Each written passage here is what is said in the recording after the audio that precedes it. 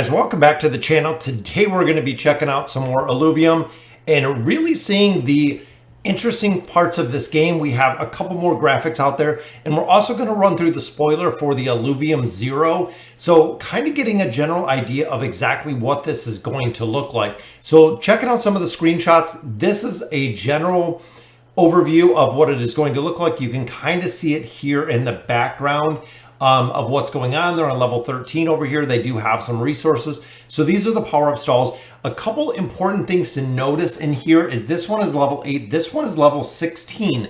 So they haven't told us exactly how high these buildings can go.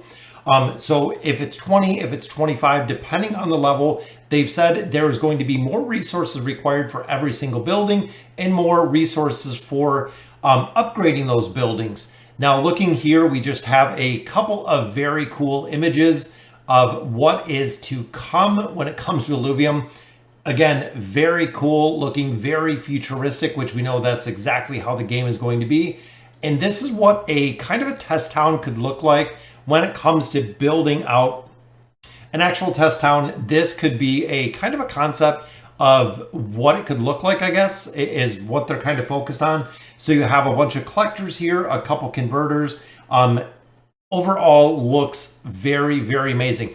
Now, some of the things that I want to point out is kind of looking in combination with these pictures to what we're going to talk about for a little bit when it comes to kind of the spoiler is number of sites. So the same tier plots will fall within a narrow band. So they've said that when you pull a land, there's going to be a certain amount of resources.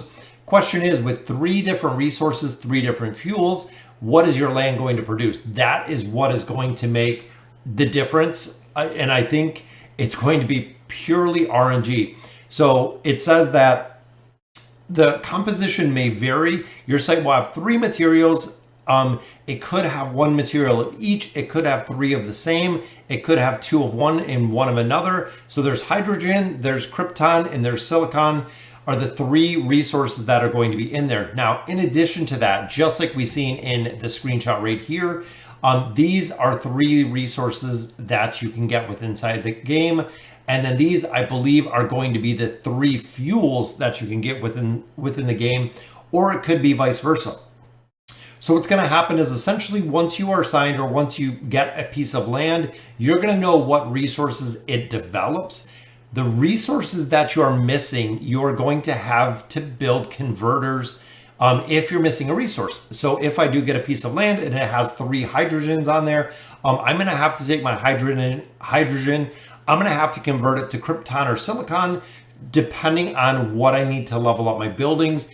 It's going to be different to see. So players that do get all 3 resources are going to have an easier time. Depending, again, it's just going to be the RNG of the layouts. So again, I'm looking at a couple notes that we have taken, just kind of combining them with what we have coming up to look at this, guys. So this is actually the spoiler document. It kind of breaks down the gameplay, the story, things of that nature. So the things that I really want to look at is number 1, the land. So each parcel of land comes with a unique makeup. The hand-picked with a larger general set. They're going to be a random amount of each site, and each site will have a resource or a fuel. The land would be categorized by land rarity, which we'll talk about in just a minute. In the event that your land has no particular site, you can use a converter or research the 0-point transducer in order to access the marketplace. The marketplace is where you can buy and sell the items. So I believe it's going to be the Illuvidex. Not exactly sure how much it's going to have in there, but you're going to have the option to make up for something that you're missing. So this is where it kind of gets interesting, and where I pay attention is when you look here. So at the regions itself, we know there are going to be 7 regions, but looking, we have hydrogen here, we have carbon, we have 3 carbons actually. So 2 hydrogens, 3 carbons, 3 silicons. And this one, because it is unknown with the Crystal Shore, I feel like this Crystal Shore land is going to be the more expensive or the more sought after land. I believe after that one, because this is in silicon and this might have a higher demand for that Crystal Shore land, it seems the Fire Infinity, that's this Crimson Waste, is going to be the other one that I'm looking to pick up. Again, depending on how much these come out at. I mean, if they're a couple $100, a couple $1,000, tens of thousands of dollars, we're gonna have to see exactly what it looks like when it comes to building these out. So here it does break down kind of what the quantity is. We know there is, I believe, 100,000 parcels of land. Not sure exactly how they're going to divvy them up to tier 1 through tier 5. So we're going to have to see. And even resources, low, low, and low here. Fuel site quantity, none. So there might not be any fuel when it comes to the tier 1 land, meaning that you're going to have to utilize that marketplace to go ahead and exchange if you're looking at the tier 1 land. Tier 2, it looks like there's a low output of fuel, so you can harvest possibly some resources. It might have all medium resources. We're not sure if it's going to be blended. And the same here. So tier 3, high resource output, and then fuel is going to be medium. Here, medium, high. So we do have some high output of resources there. And then, of course, the Mystic Land, the tier 5 is going to be just high, and medium. So unique landmarks, yes. So that is tier 5 is going to be the only one that has unique landmarks. They said there's going to be 7 pieces of tier 5. Again, not knowing exactly what it's going to cost when it comes to the land. So we want to break it down. So land sale we know is coming. I don't really want to get into that much, just for the simple fact that we don't know exactly what it looks like. But this just kind of does a general view of what it could look like. You can get blueprints, you can get fuel within the game, and that's looking at Illuvium 0. There's going to be a potentially free-to-play, or they said there's going to be a free-to-play aspect of this game, which is going to be the Illuvium 0, which is not tied to the revenue sharing. So if you are investing, revenue sharing is going to be a big part of this game. Now the buildings is where, again, I pay a lot more attention to this, because this is the actual game that I am excited to play. So looking at the buildings, you have an extractor, which is going to take out the resources. So you're going to use it on a resource. That's how you're going to go ahead and extract. It looks like there's going to be different buildings depending what you're mining. So quarries are for carbon. The mines are for silicon. Pumps are for hydrogen. And then fuels, same. The rift or reservoir or the trench for the krypton, the hyperion, and the solus. So depending on the resources and the fuel you're getting there. And then you will also have to build these converter buildings depending on the resources you have. So essentially, if you have all of the resources, the couple questions that kind of come out of this or really resonate with me is if you have a land and you have all 3 resources, great. You might not have to do the conversion depending on how much you're mining them, or you might have to do the conversion based on the amount of resources you need. So if you have all 3 of the resources, but you need a substantial amount of hydrogen, you can actually swap these resources. Now, the question with that also varies that is there going to be a cost to swap the resources? So if I swap 1 hydrogen for 1 carbon, is it going to be a 1-for-1 swap, or am I going to have to do, for instance, 2 hydrogens to make 1 carbon? Again, we don't know what that's going to look like. The generation cost is high and inefficient, but is required if one does not wish to trade on the marketplace. So that makes me think that it is going to be expensive to do the conversion, is what I'm thinking right there. And the same here. So it's going to be a building requires a large amount of at least 1 fuel in order to generate another fuel. So it could be a 2-to-1 ratio, it could be a 3-to-1, could be a 5-to-1 ratio. Again, the generation cost is high and inefficient. So we know the conversion is going to be expensive. So looking at this, essentially, again, if you're lucky enough to get a piece of land that has all 3 resources, it is going to be much more highly sought after than a land that has 3 of the same resources. Again, I believe that is going to be RNG when it comes to the building. So then we have the applied science building. So this is a little bit different. So this contains the engineering workshop.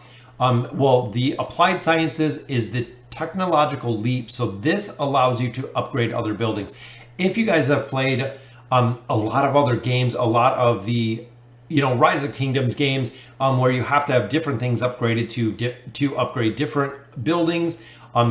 This is kind of the similar thought that I have behind these. I've played games my entire life, and it seems like this is going to be similar to that, where I need a higher level applied science building to go ahead and level up any of my other buildings higher. But within here, we have an engineering workshop, so you can do materials lab, singularity scanners, quantum fabrication.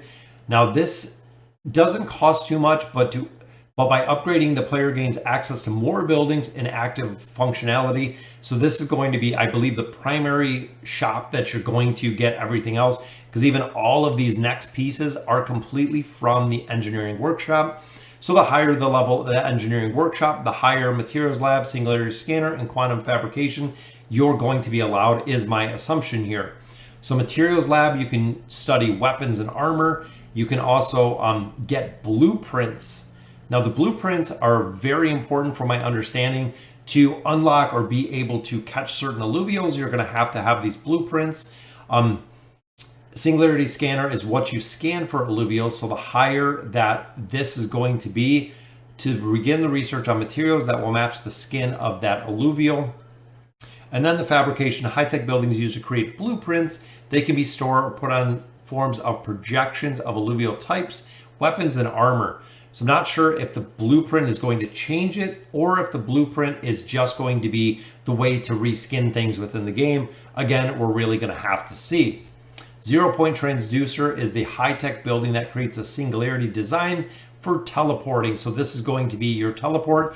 And then we get into the storage building, guys. So looking here, these are, I believe, the storage buildings. It looks like different tiers of the storage building, maybe 1, 2, and 3, or these right here looks like the collectors, but these, in my opinion, these 4 in the front do look like the larger storage buildings to me. So you have matter silos.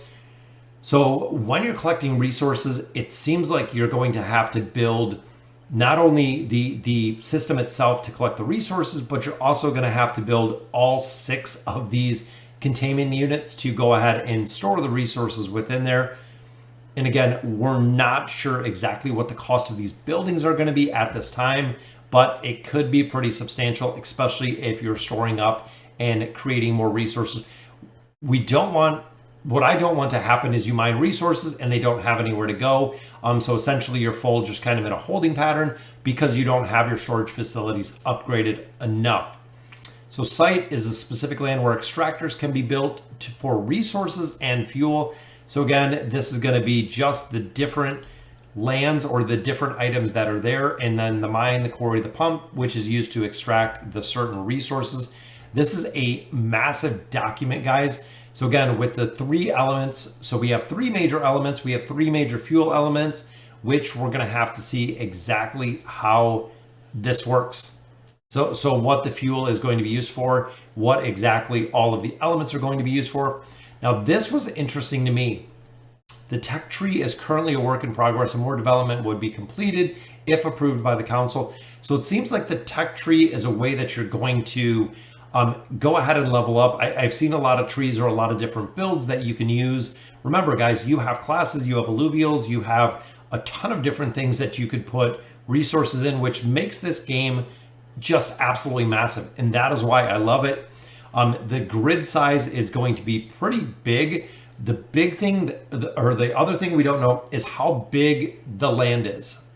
So that's going to be a really... I think it's going to have a huge impact on the game, is exactly how big this land is, because they kind of give us the builds for large building, a 3x3 tile, similar to what we've seen in other games. So they are using the tile formations within here.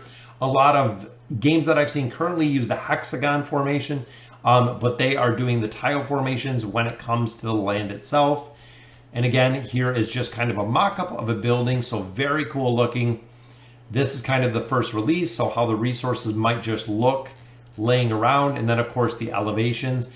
We've seen a lot of kind of what it's going to look like. And this is what I was really focused on, is I'm not really too concerned with the looks, but I'm a lot more concerned with the actual structures that we're going to need and how this is going to be built. So I'm focusing on the land and exactly what land we're going for here. Like I said, the Crimson Waste is the one that I'm going to be looking at, depending what they're going to. This is actually a picture of the Crimson Waste. So this is the desert or the fire environment.